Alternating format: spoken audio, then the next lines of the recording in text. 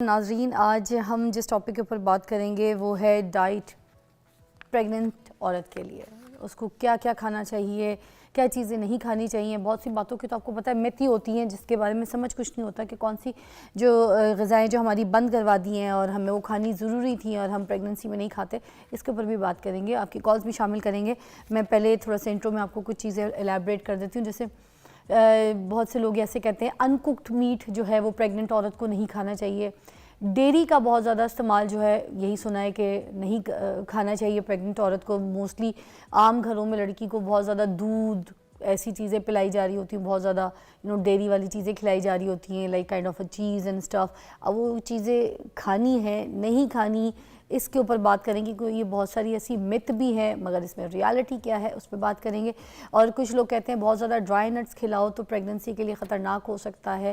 اگر کھا سکتے ہیں تو کس حد تک کھا سکتے ہیں. کوکونٹ واٹر کہتے ہیں کہ پلاؤ, کس وقت پلا سکتے ہیں, نہیں پلا سکتے.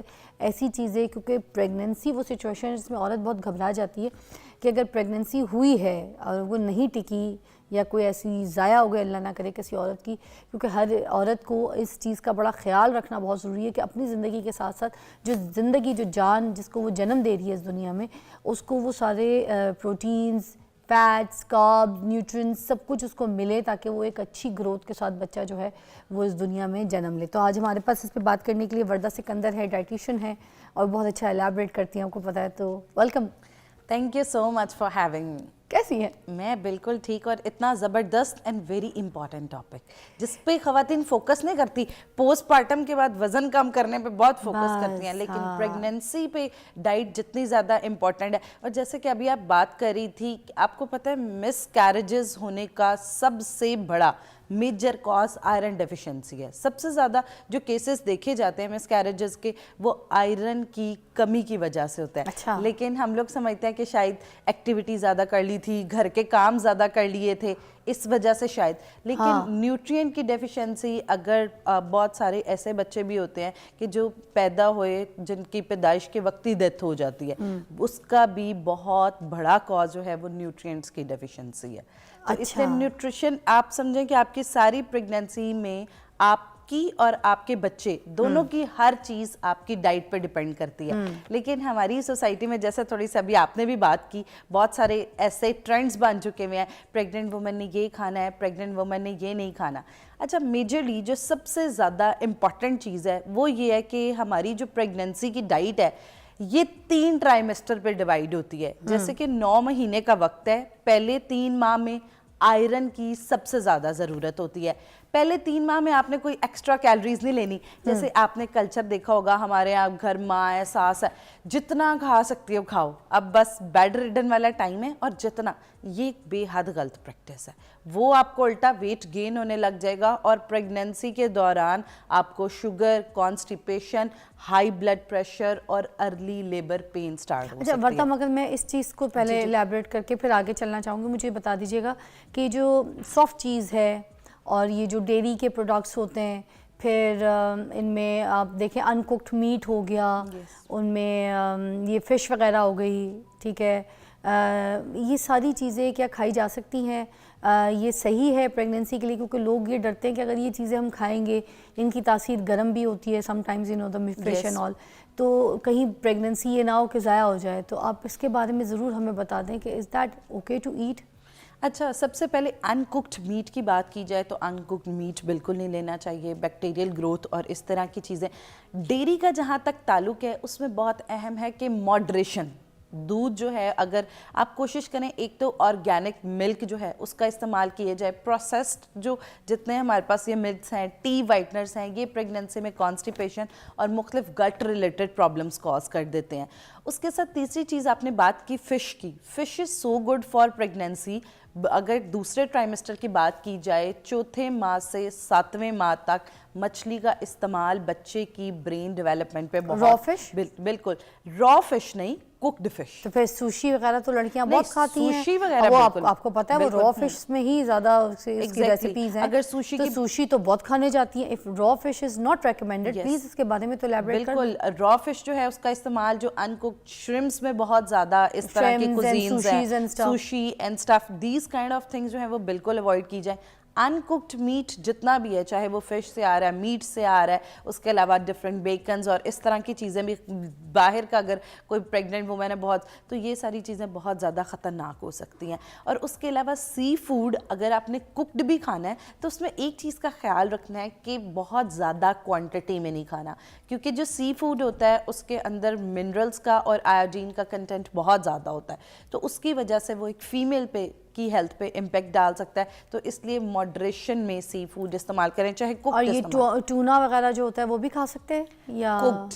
अगर आपने सैल्मन फिश खानी है, ट्यूना फिश खानी है, कोई भी फिश कुक्ड जो है उसको इस्तेमाल किया जाए। क्योंकि मैंने सुना है कि वो बेबी के ब्रेन को और हेयरिंग को बड़ा मसला करते हैं जब बच्चा पैदा होता है। मौजूद DHA अगर ये और चीज़ें इस तरह, EPA ऐसे कंपोनेंट्स हैं जो कि बच्चे की brain development, hair development, heart, इसकी हेल्थ को बहुत ज़्यादा प्रमोट करके इसकी प्रॉपर ग्रोथ में हेल्प करती हैं। और ये जो कैफीन है इसके बारे में भी इलैबोरेट अच्छा, कीजिए, ये चीज़ मैं ज़रूर, ये जो कैफीन की कमी हो रही होती है औरतों को, बिल्कुल, ठीक है, और वो मांग रही होती हैं, ये क्या सही है कैफीन का इस्तेमाल या छोड़ देनी चाहिए, प्रेगनेंसी में खतरनाक है, इलैबोरेट करें। अच्छा, सबसे ज़रूरी, अगर चाय या कॉफ़ी कोई फीमेल पीती है, छोड़े नहीं, लेकिन उसके अंदर क्वांटिटी उसकी बहुत कम करके, और जैसे दूध पत्ती है बिल्कुल हल्की, और बहुत ज़्यादा पकाना नहीं, चाहे चाय है चाहे कॉफ़ी है, उसको बहुत ज़्यादा पकाएं नहीं। अच्छा, उसके साथ 2 कप से ज़्यादा आपने कैफ़ीन का इस्तेमाल नहीं करना। और एक चीज़ ख़ास तौर पे याद रखनी है कि जब कैफ़ीन का इस्तेमाल बहुत ज़्यादा होगा तो उसकी वजह से आयरन की एब्जॉर्प्शन इफेक्ट हो जाती है, और प्रेगनेंसी में जो सबसे अहम न्यूट्रिएंट है वो आयरन है। आयरन की कमी होगी तो तो इसलिए कैफ़ीन, और उसके साथ साथ एक चीज़, प्रेगनेंसी में बिल्कुल भी ऐसे कामों का इस्तेमाल ना किया जाए। जो ख़वातीन क्या करती हैं कि मेरा प्रेगनेंसी में वेट ज़्यादा ना बढ़े, मुझे कॉन्स्टिपेशन है, मुझे खाना जो है डाइजेस्ट बेहतर नहीं होता, इनिशियल फेज़ में नौजिया बहुत ज़्यादा है प्रेगनेंसी में, तो ख़वातीन क्या करती हैं, इस तरह के कामों का इस्तेमाल करती हैं। ये ब्लैक कॉफ़ी, खाली प्लेट ब्लैक कॉफ़ी बहुत ज़्यादा आपकी सेहत के लिए ख़तरनाक है, और उसके साथ ऐसे कावे जिसके अंदर बहुत ज़्यादा मिक़दार में दालचीनी, सौंफ, अजवाइन, इस तरह की चीज़ें मौजूद हैं, तो ये ऑब्वियसली आपको अर्ली लेबर पेन्स और आपके मिस कैरेजेस का भी सबब बन सकता है। एक कॉल है, मिसेस सिजाद की शामिल करेंगे। अस्सलाम वालेकुम। वालेकुम अस्सलाम, कैसी हैं सिजाद? जज़ाकल्लाह, ठीक ठाक। क्या कहेंगी मिसेस सिजाद? जी, मुझे डॉक्टर साहिबा से सवाल करना है। जी पूछिए। कि मुझे प्रेगनेंसी के बाद ना कब्ज बहुत ज्यादा हो जाती है। मेरे माशाल्लाह 6 बच्चे, और अभी 3 महीने की अब मेरी बेबी है छोटी, पर मुझे अब भी कब्ज की शिकायत है बहुत ज्यादा। ये सिरप वगैरह डॉक्टर देती है कि पिए, वो मैं पीती हूँ तो उस वक्त 3-4 दिन के लिए कब्ज खत्म हो जाती है, फिर कंटिन्यू वही मेरी तबीयत खराब हो जाती है। यानी प्रेगनेंसी के बाद 6 दिन के बाद मुझे कब्ज हो जाती है, और बहुत शदीद कब्ज, बहुत ज्यादा। अच्छा, अगर कब्ज की बात की जाए प्रेगनेंसी में और प्रेगनेंसी के बाद, बहुत कॉमन प्रॉब्लम है कब्ज का। इसके लिए बस आपने 3 चीज़ें करनी है। सबसे पहले यही चीज़ करनी है, सफ़ेद मैदे से बनी तमाम अशिया बंद कर दें, चाहे वो सफ़ेद रोटी है, चाहे सफ़ेद आटे से बनी ब्रेड है, चाहे बेकरी आइटम्स हैं जो सफ़ेद मैदे से बनी है, क्योंकि उसके अंदर फाइबर नहीं मौजूद होता जिसकी वजह से कॉन्स्टिपेशन कॉज करता है।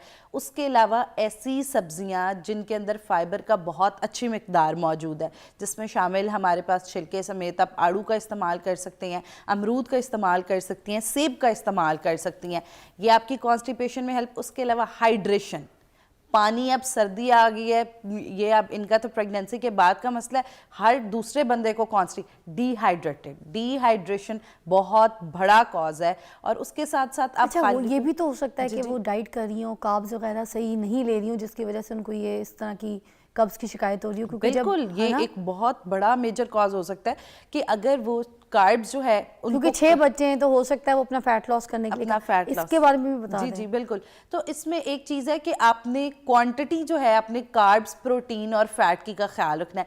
कार्ब्स अगर इस्तेमाल करने हैं, यानी रोटी चावल इस्तेमाल करने हैं, रोटी कोशिश करें मल्टीग्रेन आटे की। आप अपने जो आटा घर में इस्तेमाल करती हैं गंदम का, उसके अंदर जौ का आटा और थोड़ा सा चोकर, फाइबर, उसको ऐड कर लें, जिससे ये कॉन्स्टिपेशन का मसला बहुत बेहतर हो जाएगा।